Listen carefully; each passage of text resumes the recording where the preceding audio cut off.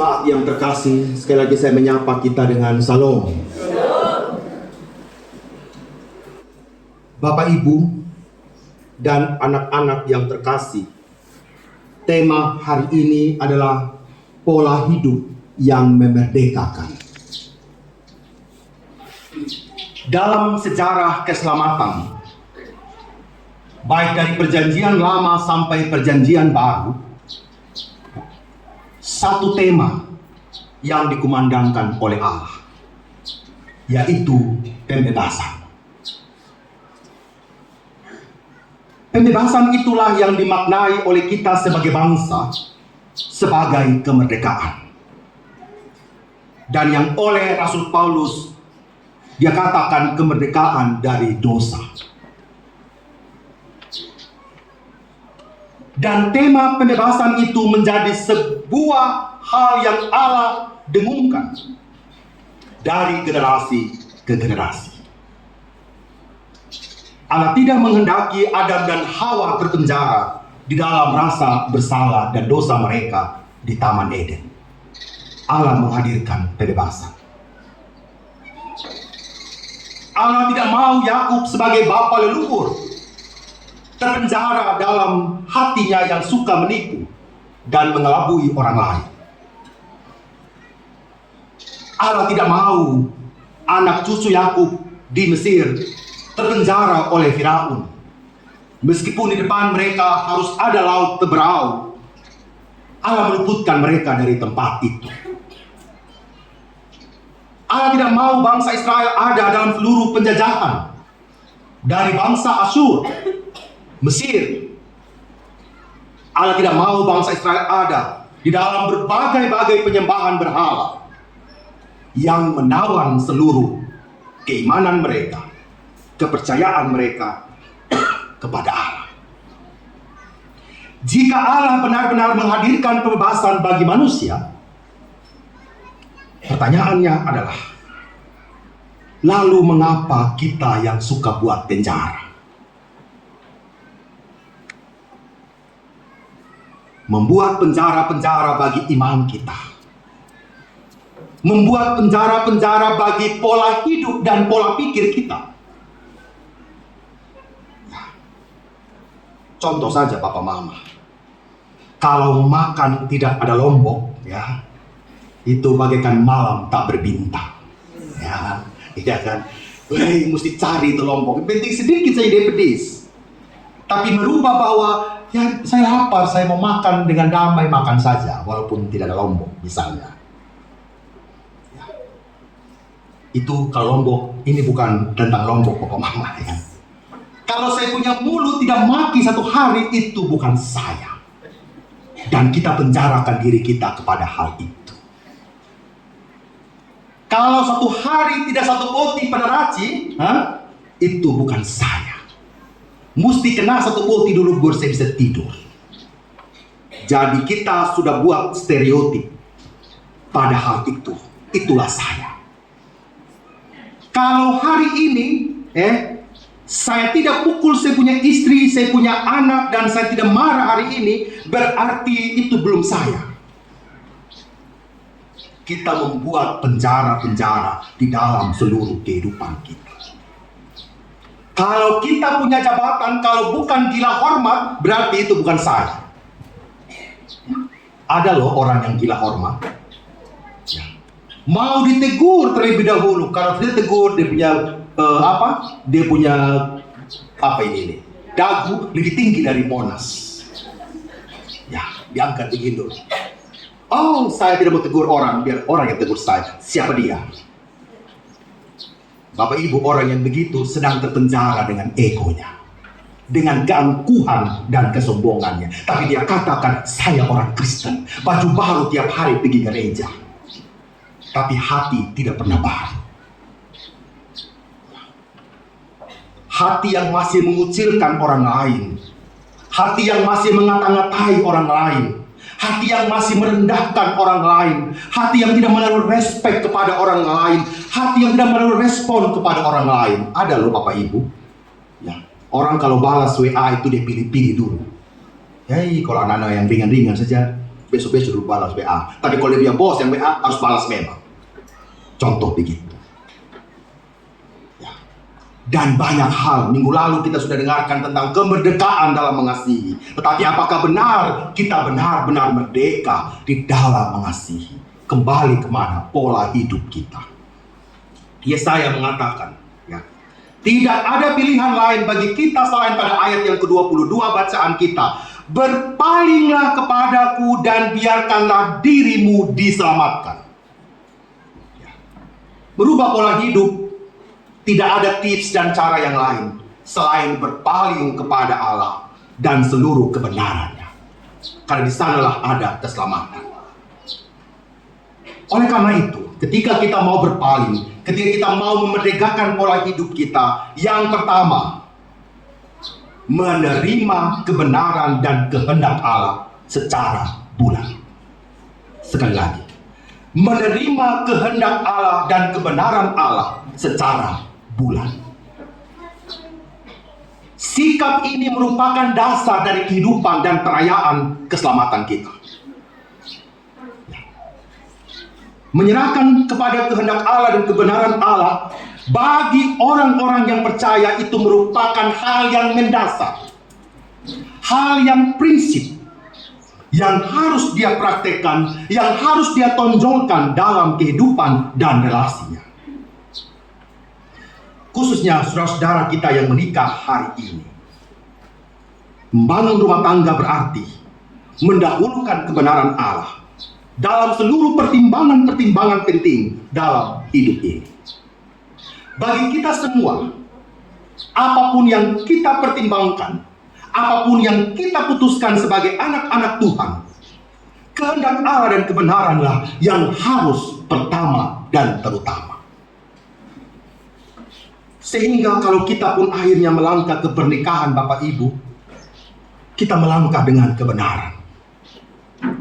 Berulang kali kami sebagai majelis jemaat harus bergumul dengan kita yang mendahulukan kehidupan seks daripada pemberkatan nikah.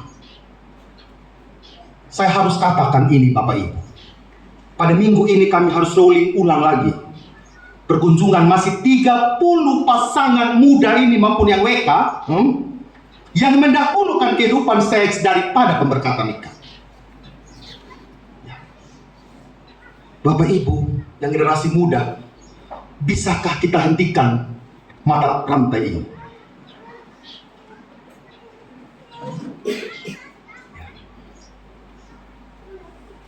Kalau ini yang kita mengulang, rasa-rasanya apa yang kita wartakan ini sambil lalu Bapak Ibu. Bukan saya tidak mau melayani sakit akta pengakuan dosa Papa Mama ya. Tapi kalau itu yang berulang, kira-kira bagaimana kita punya hati dengan Tuhan? Khususnya orang-orang muda ini. Tolong putuskan rantai itu. Banyak pertimbangan dalam mengambil keputusan apapun terhadap kehidupan pernikahan. Ya, tidak hanya sekedar enak, senang saja Bapak Ibu. Ya. Tetapi yang paling kita pentingkan adalah bagaimana sih kehendak dan kebenaran Allah. Itu yang menjadi utama. Itu yang menjadi pertimbangan kita. Ya kalau sudah kejadian ya tetap saya layani sebab Mama. Tetap gereja dilayani. Karena kita adalah komunitas pengampunan dosa. Tidak masalah juga gitu kan. Tetapi yang saya ingin katakan, hai nona-nona, nyong-nyong, pikir dulu.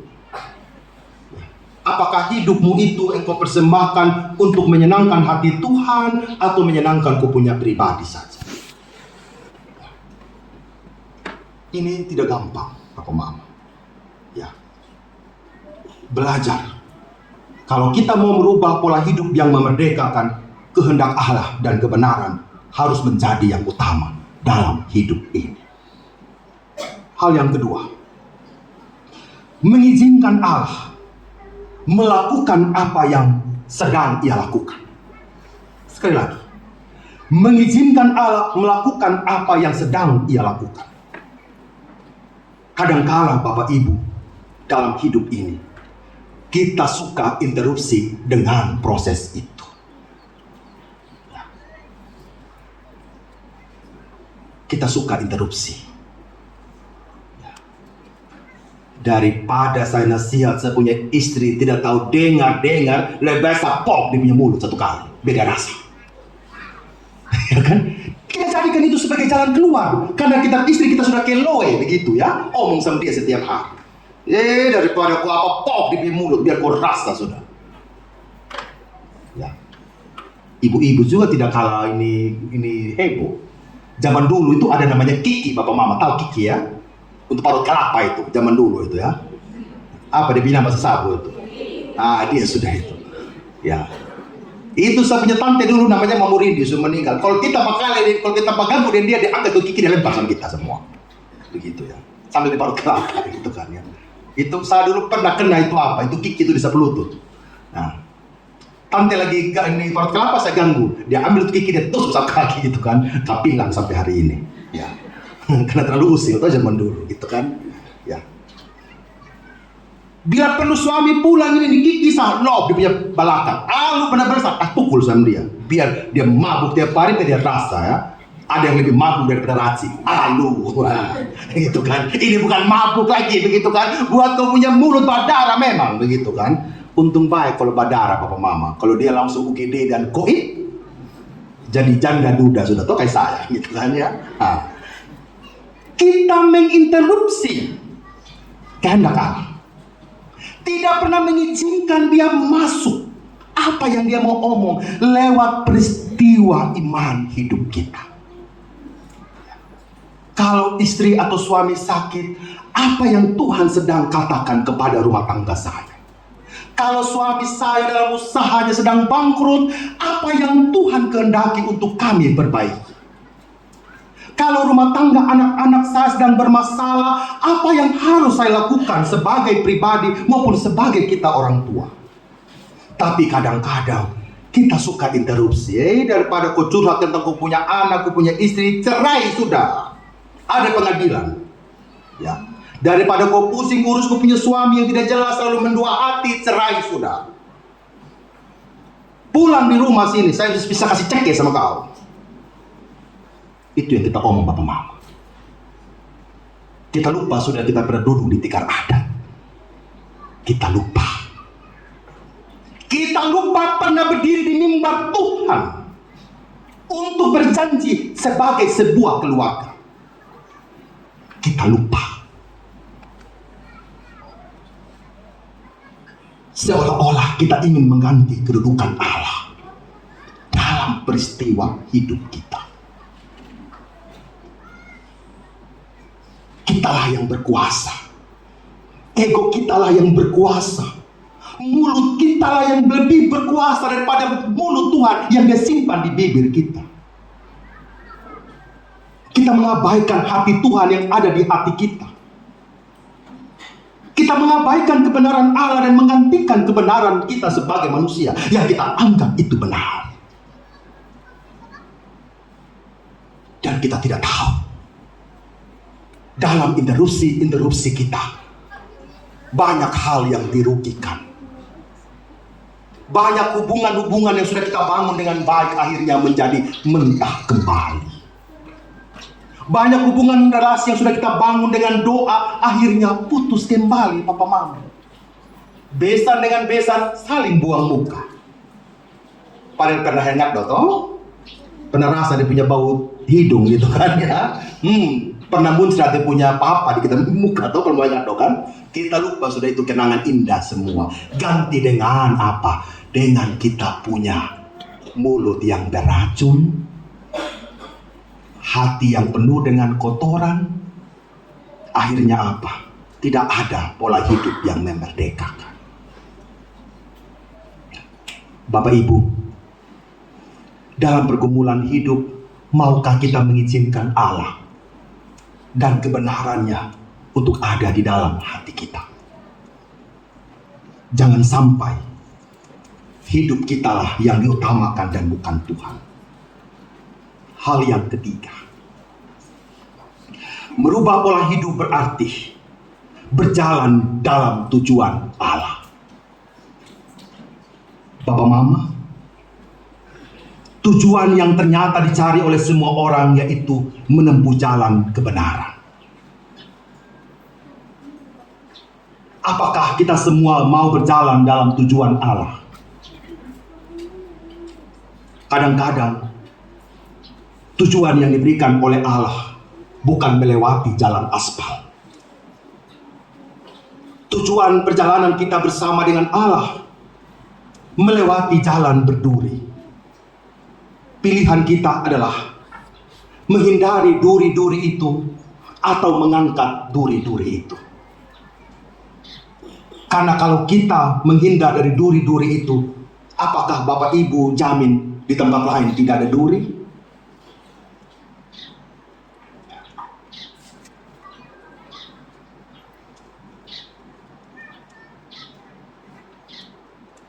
Hidup dalam tujuan dengan Allah, kita akan diperhadapkan dengan jalan yang berlubang.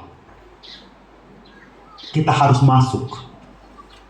Kita harus menimbun lubang itu untuk kita bisa lewati dengan baik. Kita bertemu dengan sungai. Kita harus membangun jembatan untuk kita bisa menyeberang. Kita melewati gunung. Kalau bukan ekskavator itu gunung, ya mendaki. Supaya kita sampai kepada tujuan bersama dengan Allah. Maukah seluruh doa-doa kita, seluruh pola hidup kita yang memerdekakan kita mau berjalan dalam tujuan Allah yang benar-benar mau memerdekakan kita. Kalau mau merdeka Papa Mama, siap-siaplah ditawan oleh cinta, bukan ditawan oleh dosa. Merubah pola hidup butuh proses. Kita praktek Bapak Ibu. Bagaimana kalau kita berdoa? Coba semua tangan begini. Praktek saja Papa Mama. Kalau saya, Ibu jari sebelah kiri di atas. Tapi coba Bapak Ibu merubah pola doanya Bapak Ibu. Tangan yang lain di atas, kita rubah. Saya kan begini. Sama. Semua sama, tangan kiri di atas ya. Sekarang kita rubah tangan kanan di atas. Berubah semua. Enak Bapak Mama? Tidak enak. Agak ganjil sedikit. Begitu sudah kalau kita mau berubah pola hidup.